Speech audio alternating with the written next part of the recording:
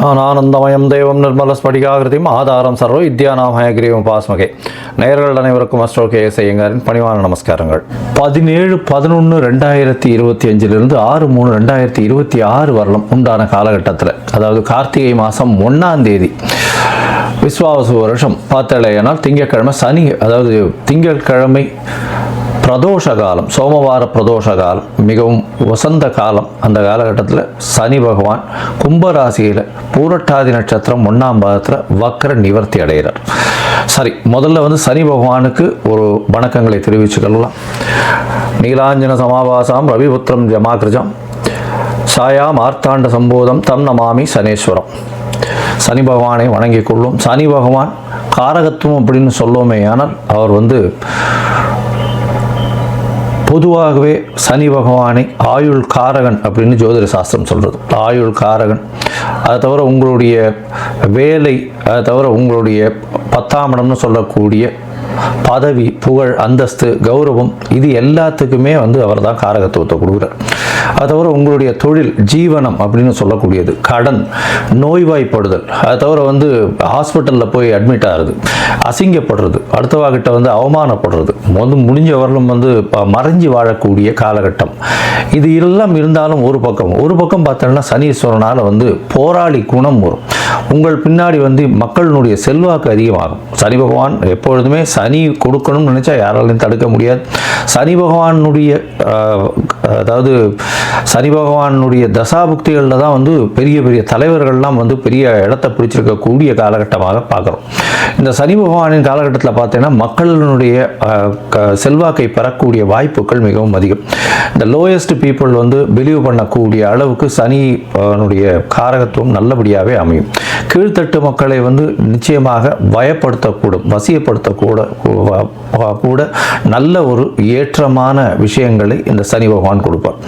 போராளி குணம் இருக்கும். எந்த ஒரு விஷயத்திலையும் நேர்மை தன்மையை எடுத்து வெளியே கொண்டு வருவார். இதன் மூலியமாக பார்த்தாலேயானால் எந்த இடத்துல நேர்மை தன்மை இருக்கணுமோ இந்த லோயர் மாஸில் அதை எடுத்து வெளியில் கொண்டு வரணும் அப்படின்றது தான் அவருடைய முக்கியமான இது. கீழ்த்தட்டு மக்களுக்கு மிகவும் ப்ரொடெக்ஷனாக இருக்கக்கூடிய, மிகவும் அதாவது அவர்களுக்கு ஹெல்ப் பண்ணக்கூடிய, ரொம்ப இதுவாக இருக்கக்கூடிய ஒரு காரகத்தமாக இருக்கக்கூடும். அதனால் சனி திசை வரும்போது பார்த்தாலேயானால் கீழ்த்தட்டு மக்களுக்கு நம்ம ஏதாவது ஹெல்ப் பண்ணணும், அந்த மாதிரியான பொசிஷன்ஸில் இருந்தோமே ஆனால் கண்டிப்பாக நம்மளுக்கு சனி பகவானுடைய தாக்கம் நிச்சயமாக கம்மியாக இருக்கும். சரி, இப்போ சனி பகவான் அப்படின்னு சொல்லும்போது மகர கும்ப 2 ராசிக்கும் அவரே அதிபதி. 10, 11ஆம் வீடு, 10ஆம் இடம் அப்படின்னு சொல்லக்கூடிய இடம் அப்படின்றது உங்களுடைய ஜீவனஸ்தானம், ஜீவனம், ஆயுள், இது ரெண்டுத்துக்கும் காரகத்துவம் வச்சு இருக்கக்கூடியவர் சனி. சரி, இந்த சனி கெடுதல் மட்டும்தான் பண்ணுவாரா அப்படின்னா அப்படி இல்லை. சனியை வைத்து நிறைய நன்மைகளும் உண்டு. சனியை வைக்கிறதுனால பார்த்தாலேயானால் ஒரு அரசாங்கத்தினுடைய உயர் பதவியில் வரக்கூடிய வாய்ப்பு, அரசாங்கத்தின் மூலியமாக பெரிய இடத்துல போய் உட்கார்றது, அதை தவிர மக்களின் செல்வாக்களை அதிகமாக பெறுறது, மக்களின் செல்வாக்குகள் மூலியமாக அதீத உயரத்தை அடையக்கூடிய வாய்ப்புகள், மக்களால் போற்றப்படக்கூடியவர், அந்த மாதிரியான விஷயங்கள்லாம் இந்த சனி உச்சமாக இருந்தோ, ஆட்சியாக இருந்தோ, சுபர்கள் பார்த்தோ இருந்ததே ஆனால் நல்ல ஒரு ஏற்றம் இருக்கும். போராளி குணம் அதிகமாக இருக்கும். சனி ஆட்சி உச்சம் பெற்றால் பொதுவாகவே போராளி குணம் அதிகமாக இருக்கும். சரி, இந்த சனி எந்தெந்த விஷயத்தை பார்க்கலாம் அப்படின்னா, அதாவது எலும்பு சம்பந்தமான பிரச்சனைகள், அது தவிர சிறுநீரக பிரச்சனை, அதாவது கழிவு உபாதைகள் வரக்கூடிய பிரச்சனைகள், அதாவது கழிவு பாதைகள் வரக்கூடிய உபாதைகள், கிட்னி ப்ராப்ளம், அது தவிர இந்த ஸ்டூல்ஸ் பாஸ் ஆகக்கூடிய பிரச்சனைகள், இதெல்லாம் சனியினுடைய முக்கியமான பிரச்சனைகளாக கருதப்படுறது. அது தவிர பார்த்தோம்னா எலும்பு தேய்மானங்கள், அதை சனியினுடைய பிரச்சனையாக சொல்லக்கூடியது. ஏன்னா சனி மிகவும் முக்கியமான கிரகம். சரி, இந்த சனி பகவான் எந்தெந்த காலகட்டத்தில் யார் யாருக்கு இது பண்ணுவார் அப்படின்னு பார்க்கும்போது, சனி பகவான் ஆட்சி உச்சம் பெற்றிருந்தால், சுவர்களின் பார்வையோடு இருந்தால் மிகவும் நல்லது. பொதுவாகவே சோம்பல் குணம் கொண்டவர்கள் இந்த சனி பகவான் லக்னத்தில் சனி இருந்து சனி பகவானுடைய ஆட்சியில் இருக்கிறவங்களுக்கெல்லாம் கொஞ்சம் சோம்பேறித்தனம் அதிகமாக இருக்கும். பேச்சில் வன்மை அப்படின்றதெல்லாம் பார்த்தீங்கன்னா ரொம்ப அதிகமாக இருக்கும். பேச்சின் மூலியமாகவே பிரபல்யமாகக்கூடியவர்களாகவும் இருப்பார்கள். சட்டம் ஒழுங்குகள் எல்லாம் பார்த்தீங்கன்னா இவங்க இந்த சனி பகவான் ஆட்சி உச்சம் பெற்றவங்களுடைய சனியினுடைய பங்கு மிகவும் அதிகமாக இருக்கும். சரி, இப்போ பார்த்தாலேயானால் சனி பகவான் வக்கர நிவர்த்தி அடைகிறார். இந்த வக்கர நிவர்த்தி அடைகிறதுனால என்ன அப்படின்னு பார்த்தீங்கன்னா, இவ்வளவு நாளாக அவருடைய வேகம் கம்மியாக இருந்தது, அதன் மூலியமாக பலன்களும் கம்மியாக இருந்தது. இப்பொழுது பார்த்தீர்களேயானால் அவருடைய பலன்கள் மிகவும் அதிகமாக இருக்கும். ஏன்னா அடுத்த ஒரு கிட்டத்தட்ட ஒரு 4 மாத காலம் தான் வந்து இருக்க போகிறார். அதற்கு பிறகு அவருக்கு சனி பெயர்ச்சி 6/3/2026 வருது.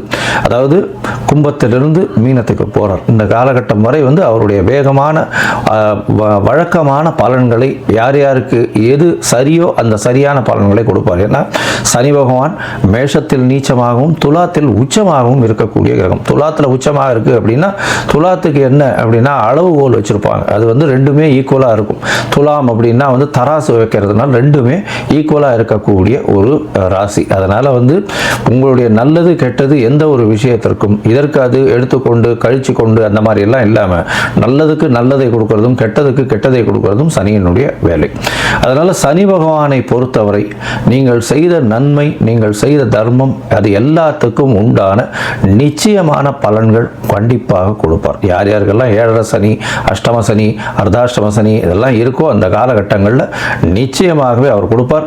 இந்த காலகட்டங்களை தாண்டி வந்தவங்களுக்கு அதனுடைய பிரச்சனைகள் என்ன, அது எப்படி எப்படிலாம் மாற்றங்களை உங்கள் வாழ்வில் கொடுத்தது அப்படின்றது உங்களுக்கு நல்லாவே தெரியும். சரி, இப்போ சனி பகவானுக்கு உண்டான எளிய பரிகாரம் என்ன? ஒருவேளை சனி பகவான் உங்களுடைய ராசிக்கு நல்லபடியாக இல்லை அப்படின்னா என்ன எளிய பரிகாரம் அப்படின்னு பார்த்தோம்னா, அருகில் இருக்கக்கூடிய பிள்ளையார் கோவிலில் போய் உங்களால் முடிஞ்சது தயிர் சாதம் விநியோகம் பண்ணுவோம். அதாவது சனிக்கிழமை அன்னைக்கு காகத்துக்கு சுடசாதம் வைங்க. குளிச்சுட்டு பெருமாளை காமிச்சிட்டு அதுக்கப்புறம் சுடசாதம் காகத்துக்கு வைங்க. அது தவிர சனிக்கிழமை எள்ளு விளக்கு போடுங்க. யாருக்கு? சனி பகவானுக்கு எள்ளு விளக்கு போடுங்க. ஒரு 8 எள்ளு விளக்காவது போடுறது ரொம்பவும் முக்கியம். 8 பிரதட்சணம் வர்றதும் ரொம்பவும் முக்கியம். அது தவிர பார்த்தோம்னா சனி பகவான் அப்படின்னு சொல்லும் போதே காகத்துக்கு உண்டான விஷயங்கள், காகத்துக்கு உண்டானது, அதாவது சாதம் வைக்கிறது, காகத்துக்கு உண்டான வடித்த சாப்பாடு, புது சாதம் வந்து சனிக்கிழமை வைக்கிறது ரொம்பவுமே முக்கியம். அது தவிர தோல் சம்பந்தப்பட்ட, இரும்பு சம்பந்தப்பட்ட தானங்கள் கொடுங்க உங்களால் முடிஞ்சது.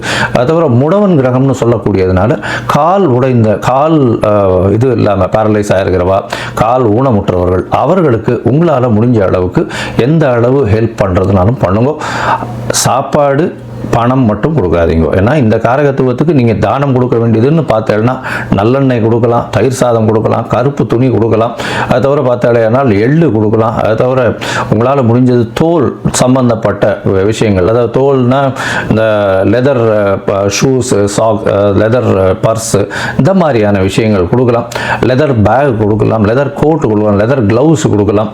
அது தவிர வந்து இரும்பு சம்பந்தப்பட்ட விஷயங்கள், அதாவது உடல் உழைப்பை நம்பி இருக்கிறவர்கள், அதாவது வீடு இருக்கிறவர்கள், அது தவிர வந்து அந்த சுவேஜ், இந்த மாதிரியான விஷயங்கள், கீழ்த்தட்டு வேலைகள் செய்பவர்கள், அவர்களுக்கெல்லாம் உங்களால் முடிஞ்சது ஷூஸ் வந்து வாங்கி கொடுக்கலாம். இரும்பு சம்பந்தப்பட்ட அந்த பாண்டு, மம்முட்டி, அந்த மாதிரியான விஷயங்கள் வாங்கி கொடுக்கறதன் மூலியமாக சனி பகவானுக்கு செய்யக்கூடிய பிரீத்தியாக இது எடுத்துக்கொள்ளப்படும். இரும்பு சம்பந்தப்பட்ட இந்த இரும்புன்னா ஆணி, அந்த மாதிரி சுத்தி, உளி, இதெல்லாம் வாங்கி தானமாக சனிக்கிழமை கொடுக்கலாம். நல்லெண்ணெய் தானமாக வாங்கி சனிக்கிழமை கொடுக்கலாம். சரி, இந்த காலகட்டத்தில் உங்களுக்கு என்னென்ன விஷயங்கள் நடக்கும் அப்படின்னா, சனி பகவான் கும்பராசியில் இருக்கார். கும்பராசியிலிருந்து அவருடைய பார்வை அப்படின்னு சொல்லக்கூடியது சமசப்தம பார்வை அப்படின்னு சொல்லக்கூடியது சிம்மத்தில் விழும். அதாவது 7ஆம் இடம். 7ஆம் இடம் எல்லா கிரகங்களுக்குமே உண்டு.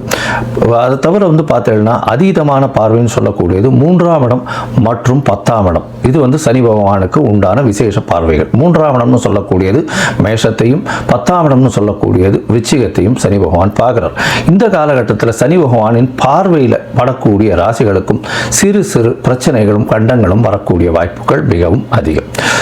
சரி, இந்த காலகட்டத்தில் சனி பகவானுக்கு உண்டான எளிய, அதாவது காயத்ரி மந்திரம்னு சொல்லக்கூடியது ஓம் சனேஸ்வராய வித்மஹே சாயா புத்ராய தீமஹி தன்னோ சனேஸ்வர பிரசோதயாத்து அப்படின்றத ஒரு 8 தரம் ஒரு நாளைக்கும் சொல்லிட்டு வாங்க. நான் என்னுடைய யூடியூப் சேனல்லையும் வந்து அதை லிங்க் போடுறேன், பாருங்க.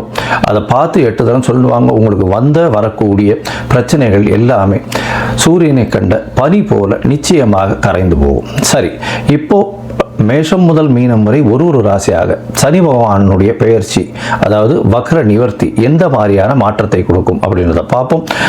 உங்களுக்கு ஜோதிடத்திற்கு, அதாவது அஸ்ட்ராலஜிக்கல் கன்சல்ட் வேணும் அப்படின்னா, ஜோதிடத்திற்கு உண்டான கன்சல்டேஷன் வேணும்னா நீங்கள் உங்களுடைய date, time, place of birth, உங்களுடைய பெயர், உங்களுடைய தாய் தகப்பனார் பெயர் எனக்கு அனுப்பி வைங்க. என்னுடைய கட்டணம் என்னன்னு சொல்கிறேன். அந்த கட்டணத்தை நீங்கள் அனுப்பிச்சுட்டு அதற்கு பிறகு உங்களுக்கு நான் அப்பாயின்மெண்ட் தரேன். உங்களுடைய ஜாதகத்தை போட்டு அதில் சந்தி இருக்கா அப்படின்றத பார்த்துட்டு அதற்கப்புறம் உங்கள் ஜாதகத்தை போட்டு அவங்களுடைய டிஸ்கஷன் பண்ணுறேன். இப்போ நிறைய பேர் 50 வயசு 60 வயசு ஆனவாள்லாம் கூட சந்தி இருக்கிறது தெரியாமையே ரிஷபராசி மிருகசீரிஷ நட்சத்திரம் நினச்சிட்டு இருப்பா. ஆனால் மிதுன ராசி மிருகசீரிஷத்தில் இருப்பா. அதாவது உடைந்த நட்சத்திரங்கள்லையும் சரி, நட்சத்திர பாதங்கள்லையும் மாற்றங்கள் அதிகமாக இருக்கும். இதனால் உங்களுக்கு இப்போ நல்ல தசை நடக்கிறது நினச்சிட்டு இருப்பீங்க, தசை ஒன்றும் கை கொடுக்காது, பெரிய பிரச்சனையில் மாட்டிட்டு இருப்பீங்க. சரி, இப்போ மேஷம் முதல் மீனம் வரை ஒரு ராசியாக சனி பகவான் வக்ர நிவர்த்தியினுடைய பலன்களை பார்க்கலாம். மீன ராசி அன்பர்கள் பூரட்டாதி, உத்திரட்டாதி, ரேவதி இந்த 3 நட்சத்திரம் 9 பாதங்களை கொண்ட ராசி. ராசியின் அதிபதினு சொல்லக்கூடியவர் குரு. சரி, இப்போ சனி பகவானுடைய மாற்றங்கள், அதாவது வக்ர நிவர்த்தி அடையக்கூடிய காலம் 17/11/2025 6/3/2026 வரலும் உண்டான காலகட்டம். இந்த காலகட்டத்தில் பார்த்தீங்கன்னா சனி பகவான் உங்களுடைய ராசிக்கு 12ஆம் இடத்துல, அதாவது கும்ப ராசியில் பூரட்டாதி நட்சத்திரம் 1ஆம் பாதத்தில் வக்ர நிவர்த்தியார். இது என்ன சார் செய்யும் அப்படின்னா, 12ஆம் இடத்தில் இருக்கக்கூடிய சனி பகவான் இவ்வளவு நாள் அவங்களுக்கு 7.5 சனி கொஞ்சம் பிரச்சனைகள் கம்மியாக இருந்தது. அதனால் இப்போ 7.5 சனி முழுக்க ஆரம்பம், அதாவது ஆரம்பம் இல்லை, அதாவது 6 மாதம் நடுவில் ஒரு 3-4 மாதம் அவர் வக்கரத்தில் இருந்ததுனால பெரிய பிரச்சனைகள் தெரியல. இப்போ சில பிரச்சனைகள் வெளியில் வரும். என்ன வெளியில் வரும் அப்படின்னா, 12ஆம் இடத்துல இருக்கக்கூடிய சனி பகவான் உங்களை வீட்டை விட்டு நாட்டை விட்டு வெளியில் போகக்கூடிய வாய்ப்புகளை கொடுப்பார். அதாவது வெளிநாடு வெளியூர் போகக்கூடிய யோகத்தை கண்டிப்பாக கொடுப்பார். இதன் மூலியமாக அதீதமான அலைச்சல் வரக்கூடிய வாய்ப்புகள் இருக்கும். பணவரவிற்கு பஞ்சம் இருக்காது. தேவையற்ற செலவுகள் கொஞ்சம் அதிகமாக இருக்கக்கூடிய காலகட்டம். பணவரவு நல்லபடியாக இருக்கும், ஆனால் பேச்சில் ரொம்ப கவனமாக இருக்கணும். குடும்பத்தில் சிறு தொல்லைகள் இருக்கக்கூடிய வாய்ப்பு. கணவன் மனைவிக்குள்ள ஒரு அந்யோன்யம் இருக்கக்கூடிய வாய்ப்புகள் கம்மி. ஏன்னா பேச்சில் பிரச்சனை வரும். அது தவிர குடும்பத்தில் கணவன் மனைவிக்குள்ள பேச்சில் விவாதங்கள் வரக்கூடிய வாய்ப்பு உண்டு. உங்களுடைய 12ஆம் இடத்துல சனி பகவான் ஆட்சி பெற்று போய் இருக்கிறதுனால கண்டிப்பாக குடும்பத்தை விட்டு பிரிந்து செல்லக்கூடிய காலகட்டமாக அமைய போகிறது. உங்களுடைய ராசிக்கு பார்த்தோம்னா, உங்களுடைய ராசிக்கு 2ஆம் இடத்தை பார்க்குறார் சனி பகவான். அதை தவிர உங்களுடைய ராசிக்கு 6ஆம் இடத்தை பார்க்குறார். அது தவிர உங்களுடைய ராசிக்கு, அதாவது 9ஆம் இடம்னு சொல்லக்கூடிய இடத்தையும் பார்க்குறார். இந்த காலகட்டத்தில் பார்த்தேனால் உங்களுடைய ராசிக்கு பார்த்தேனால் 6ஆம் இடத்துல பார்க்கக்கூடிய சனி பகவான் தேவையற்ற சண்டைகளை உருவாக்கக்கூடிய வாய்ப்பு உண்டு. கடன் புதுசாக வாங்கக்கூடிய வாய்ப்புகள் உண்டு. இருக்கிற கடன் அடையக்கூடிய வாய்ப்புகள் நிச்சயமாக உண்டு. போட்டிகளில் வெற்றி பெறக்கூடிய வாய்ப்புகள் நிச்சயமாக இருக்கும். அது தவிர எந்த ஒரு விஷயத்தையும் நீங்கள் வெல்லக்கூடிய வாய்ப்புகள் உண்டு. பேச்சில் மட்டும் ரொம்ப நிதானமாக இருக்கிறது மிகவும் நல்லது. உங்களுடைய உடல் நலத்தில், அதாவது உடல் நலம் நிச்சயமாக நல்லபடியாக இருக்கும். தந்தையின் உடல் நலத்தில் சற்று பின்னடைவு இருக்கும். உங்களுடைய தந்தையின் உடல் நலத்தில் சற்று பின்னடைவு இருக்கும். வெளிநாடு வெளியூர் போய் படிக்கணும்னு நினைக்கிறவாளுக்கு நினைச்ச யூனிவர்சிட்டி கிடைக்கிறதுக்கு வாய்ப்புகள் கம்மி. அதை தவிர லெசர் கிரேடில் இருக்கக்கூடிய யூனிவர்சிட்டி கிடைக்கக்கூடிய வாய்ப்புகள் நிச்சயமாக இருக்கும். ஆனால் வெளிநாடு போய் படிக்கக்கூடிய பாக்கியத்தை கொடுப்பார், அது மட்டும் நிச்சயமாக உண்டு. ஏன்னா 9ஆம் இடத்தை சனி பகவான் பார்க்கறதுனால கண்டிப்பாக வெளிநாடு போகக்கூடிய பாக்கியத்தை கொடுப்பார். ஏன்னா 12ஆம் இடத்துல இருந்து 9ஆம் இடத்தையும் பார்க்குறாரு அவர். அதனால நிச்சயமாக போகக்கூடிய வாய்ப்பு உண்டு. ஆனால் டாப் யூனிவர்சிட்டி ஒரு 5-6 யூனிவர்சிட்டி பார்த்து வச்சுருந்தீங்கன்னா அது கிடைக்காம ரிமைனிங் யூனிவர்சிட்டியில் கிடைக்கிறதுக்கு வாய்ப்புகள் உண்டு. சரி, மொத்தத்தில் பார்க்கும்பொழுது இந்த மீன ராசிக்காரர்களுக்கு 7.5 சனி, அந்த கடைசி 2.5 வருஷம் இந்த என்ன சொல்கிறது விரய சனி இருக்குது. 6/3/2026 தான் முடியறது. தேவையற்ற செலவுகள் கொஞ்சம் அதிகமாக இருக்கும். வெளியூர் வெளிமாநிலம் வெளிநாடு பிரயாணங்கள் போகக்கூடிய வாய்ப்புகள் உண்டு. பணவரவிற்கு பஞ்சம் இருக்காது. பேச்சில் ரொம்ப கவனமாக இருக்கும். கணவன் மனைவிக்குள்ள பேச்சில் பிரச்சனைகள் வரக்கூடிய, குடும்பத்தில் பிரச்சனை வரக்கூடிய வாய்ப்பு, அதன் மூலியமாக தேவையற்ற செலவு வரும். அது தவிர பார்த்தீங்கன்னால் உங்களுடைய படிக்கக்கூடிய மாணவர்களுக்கு சற்று பிரச்சனைகள் இருக்கும். மெமரைஸ் பண்ணக்கூடிய வாய்ப்புகள் கம்மி. மெமரைஸ் பண்ணும்பொழுது மறக்கக்கூடிய வாய்ப்புகள் ரொம்பவும் அதிகம். அதிகம். வெளிநாடு போய் படிக்கணும்னு நினைக்கக்கூடிய மாணவர்களுக்கு நிச்சயமாக வெளிநாடு போக முடியும். ஆனால் அவர்கள் நினைச்ச இன்ஸ்டிடியூஷன், அதாவது அவர்கள் நினைச்ச யூனிவர்சிட்டி கிடைக்கிறதுக்கு வாய்ப்புகள் சற்று கம்மியாகத்தான் இருக்கக்கூடிய காலகட்டமாக அமையும். புதுசாக வேலை மாற்றங்கள் வரும். வேலையில் புது வேலை கிடைக்கக்கூடிய வாய்ப்புகள் நிச்சயமாக உண்டு. அரசாங்கம் சம்பந்தமாக சற்று பின்னடைவு இருக்கும். அரசாங்கத்தின் மூலியமாக பிரச்சனைகள் வரும். அது தவிர புதிய கடன் வாங்கக்கூடிய வாய்ப்புகள் நிச்சயமாக இருக்கும். பழைய கடன்களை முடிக்கக்கூடிய வாய்ப்புகள் உண்டு. போட்டிகளில் வெற்றி பெறக்கூடிய காலகட்டமாக அமைகிறது. இந்த காலகட்டத்தில் பார்த்தீங்கன்னா உங்களுக்கு தசாபுக்தி கொஞ்சம் சற்று பின்னடைவாக இருக்குமே. ஆனால் நீங்கள் இந்த திருச்செந்தூர் போயிட்டு வாங்க, தூத்துக்குடி மாவட்டம் திருச்செந்தூர் போயிட்டு வாங்க, முருகப்பெருமான் கோவில். அங்கே பார்த்தீங்கன்னா சனி பகவான் இதில் இருக்கார், அதாவது என்ன சொல்றது, கிழக்கு முகமாக பார்த்து உட்காந்துருக்கார். அவரை போய் சேவிச்சுட்டு வாங்க. அந்த சனி பகவானை போய் சேவிச்சுட்டு வாங்க.